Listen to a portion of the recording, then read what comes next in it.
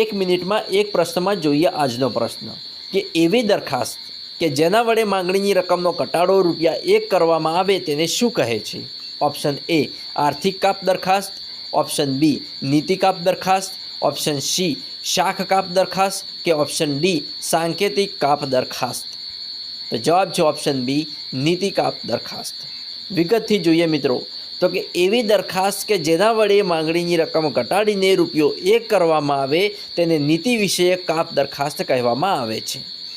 Budget પ્રક્રિયા દરમિયાન લોકસભામાં વિપક્ષ દ્વારા રજૂ કરવામાં આવતી મુખ્ય કાપ દરખાસ્તો 3 પ્રકારની હોય છે. કયા કયા 3 પ્રકારની? તો પહેલો પ્રકાર છે નીતિ વિષયક કાપ. નીતિ વિષયક કાપ દરખાસ્ત દ્વારા માંગણીની રકમ ઘટાડીને ₹1 કરી દેવામાં આવે છે.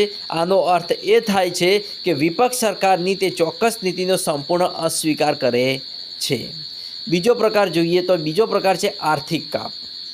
આર્થિક કાપ દરખાસ્ત હેઠળ માંગણીની રકમમાંથી કોઈ ચોક્કસ રકમનો ઘટાડો સૂચવવામાં આવે છે અને જેથી સરકાર ખર્ચમાં કરકસર કરી શકાય.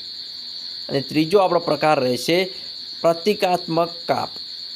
પ્રતિકાત્મક કાપ દરખાસ્તમાં સરકાર સમક્ષ પોતાની કોઈ ચોક્કસ ફરિયાદ રજૂ કરવા માટે માંગણીની રકમમાં માત્ર ₹100નો પ્રતિકાત્મક ઘટાડો કરવામાં આવે છે. મિત્રો આવા જ નેક્સ્ટ પ્રશ્નો જોવા ચેનલને સબસ્ક્રાઈબ કરવાનું અને તમારા મિત્રો સાથે લિંક શેર કરવાનું ના ભૂલતા.